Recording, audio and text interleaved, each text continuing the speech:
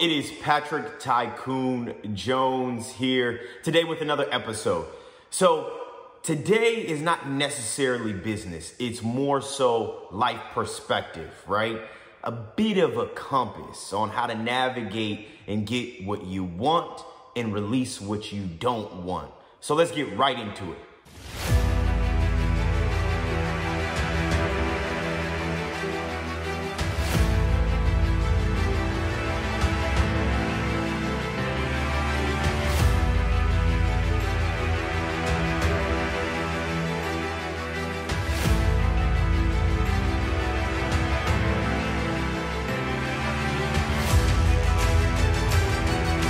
Hello, it is Patrick Tycoon Jones. Today, it's all about being intentional and moving with purpose. Now, you can move with fierce purpose, you can move with eloquent purpose, but move with purpose, folks.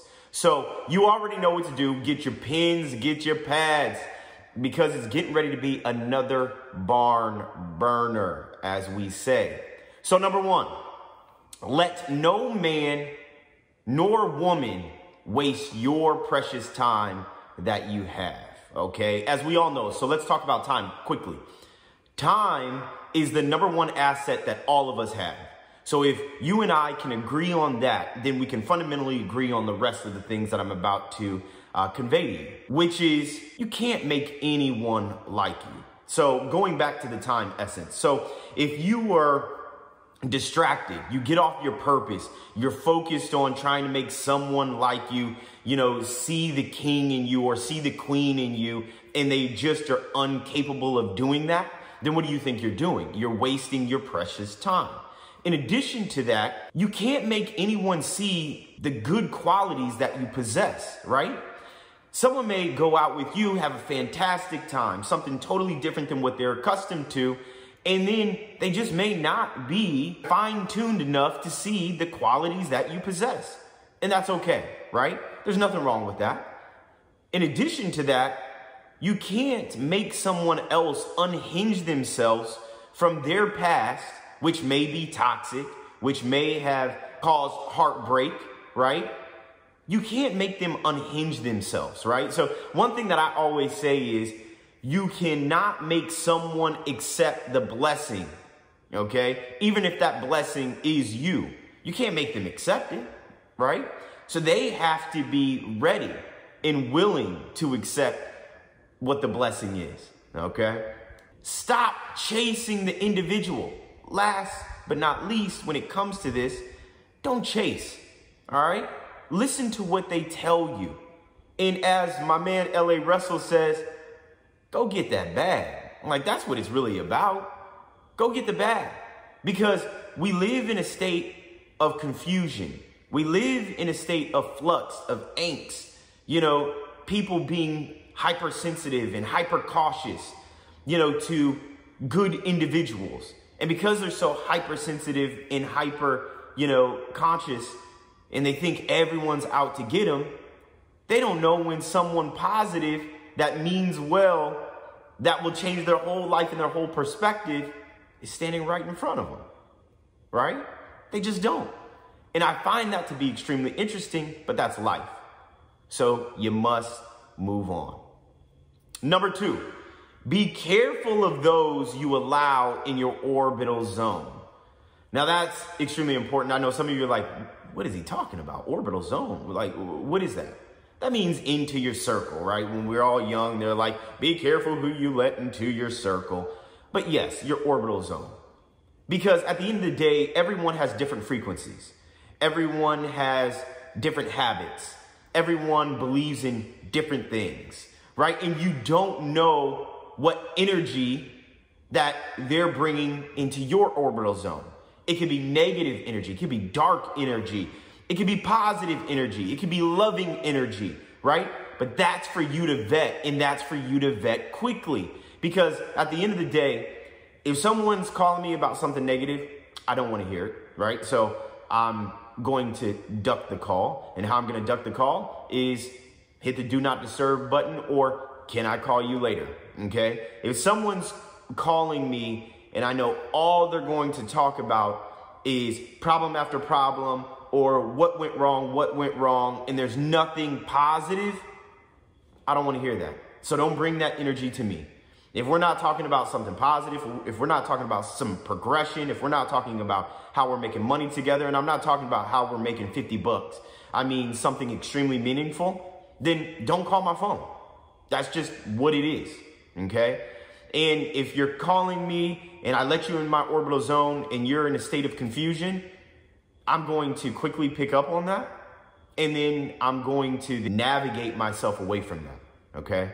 Because there's no time for that. So always, always, always be careful of those you allow in your orbital zone. Next, quickly identify areas of weakness of those that you allow in your circle and/or orbital zone, okay? So if a man and/or a woman shows you a weakness, it's not because they want to show you that, right? It's not intentional. It's because it exists. So it's up for you to say, okay, I can deal with this, right? But just keep in mind, don't say, okay, I can deal with this, thinking that you can change the person, because you can't. The only time you can change an individual is if they see that their habit is problematic, or if they see that their habit is causing them pain, angst, or getting them down the wrong path that they don't want, okay? Or if they see that they're missing out on something that's greater. That's the only way someone will change. It's not because Patrick Tycoon Jones wants them to change. It's because they want to. They want something different, right? And we all know this. Doing the same thing over and over and over and over and over again and expecting something new, it's just not going to happen. Give no person the benefit of the doubt.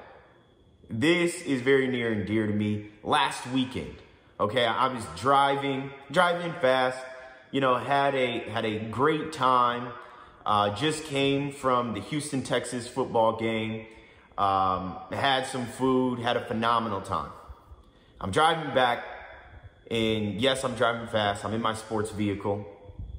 And there's a gentleman that I gave the benefit of the doubt. He pulls next to me, asks me to roll down my window. Now, mind you, a lot of people ask me to roll down my window because, you know, they have questions about my vehicle. What is it? You know, how fast is it? Just all this. What type of roof do you have? All that type of stuff, right? And so I roll down my window, and the guy tells me, you know what? If I went 2 inches over, you would have hit me. But I'm thinking to myself, if you would have went 2 inches over, wouldn't you have hit me? Like, he came with the victim mentality. So that was interesting. So I caught that from the get-go. And then the long and short of it all is he felt that I endangered him because I was driving fast. And me being the type of individual that I am, I remove ego from scenarios. And I know if I felt endangered, I would be upset. So I noticed the guy was visibly upset. I told him, hey, look, I would never put myself in harm's way. Therefore, I would never put you in harm's way. Okay? And I apologized. I said, so if I did, I greatly apologize. And then after that, he says to me, yeah, because you almost got shot. And I'm like, wow, that was me giving him the benefit of the doubt. And that was me not being on point, right? And that was also my fault. And the reason why I keep saying me, and my fault, because I own everything, good and or bad, that happens to me. I own that, right? I'm nobody's victim, and there's no one else to blame other than me. So I learned from that experience. I'm going to do a PSA about that because there are some deep things that I took away from that moment. But at the end of the day, never give anyone, even if they look like someone you knew in the past or a person you potentially went to church with, never give anyone the benefit of the doubt, period. Next, give no more than they give and always match their energy. Why do I tell you this? Because you could enter into a situation, you're giving a lot of energy, right? You're in it. You're like, okay, this is exactly what it's supposed to be. You're giving all this energy. And the other person's looking at you like a dummy, right? And the next thing you know, you're like, oh, I thought we were on the same page here. Like, I'm giving more energy. You're giving maybe 10% of the energy that I'm giving. Like, what's going on here? So it causes you to question yourself. It causes you to, not get your feelings hurt, because we all have feelings. Everybody wants to act macho and act like they don't. Okay, whatever. But we all have feelings, right? And those feelings evoke emotion out of us.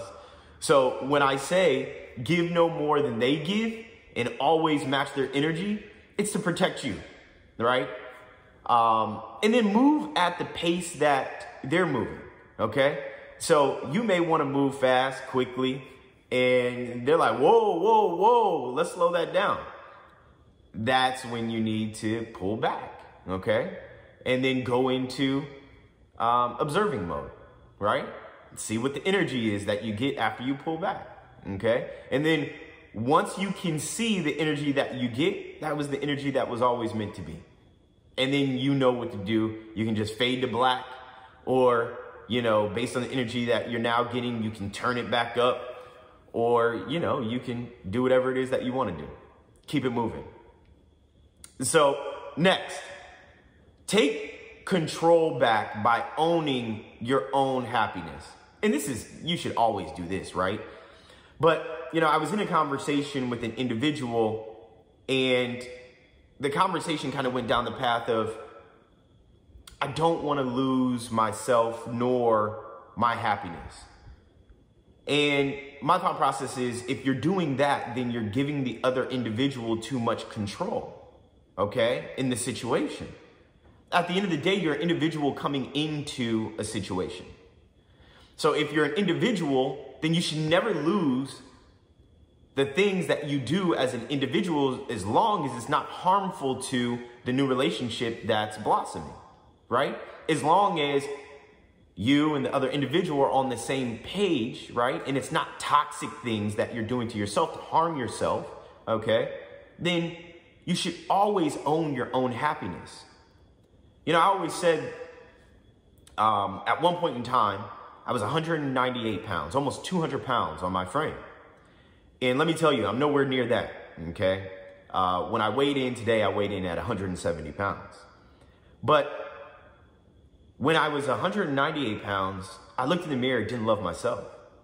I felt bad. I didn't feel like, the person that I am.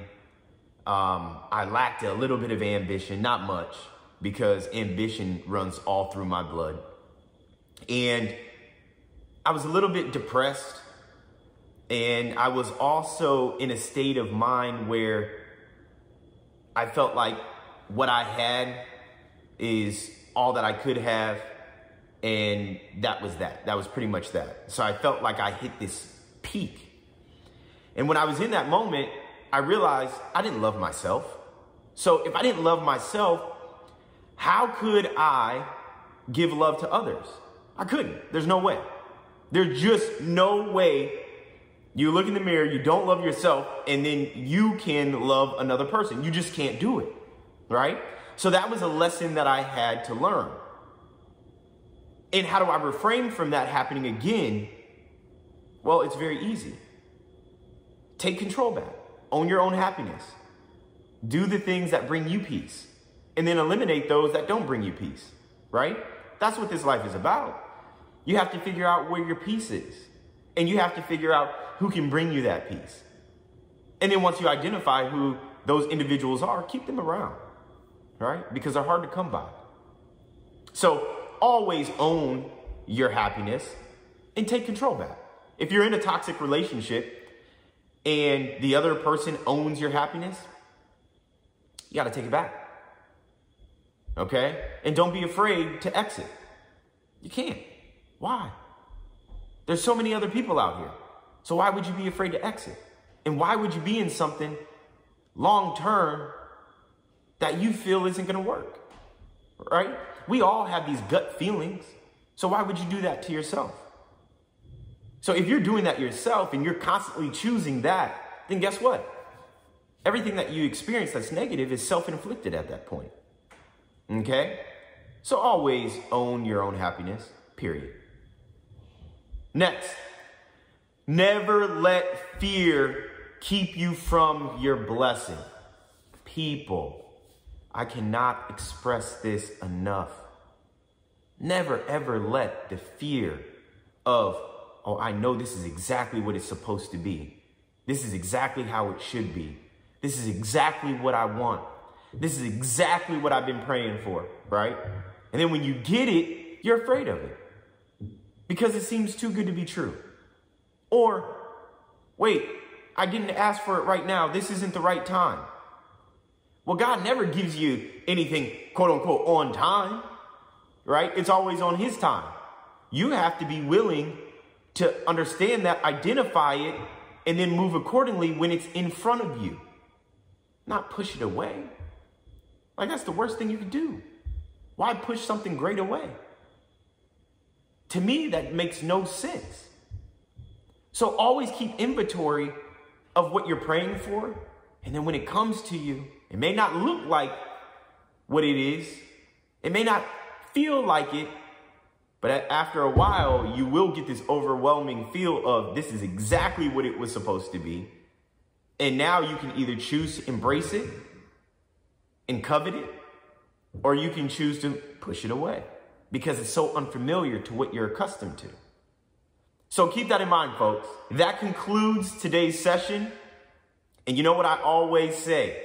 Lock in with me because you know I'm locked in with you. And make a decision today that your future self is going to thank you for later.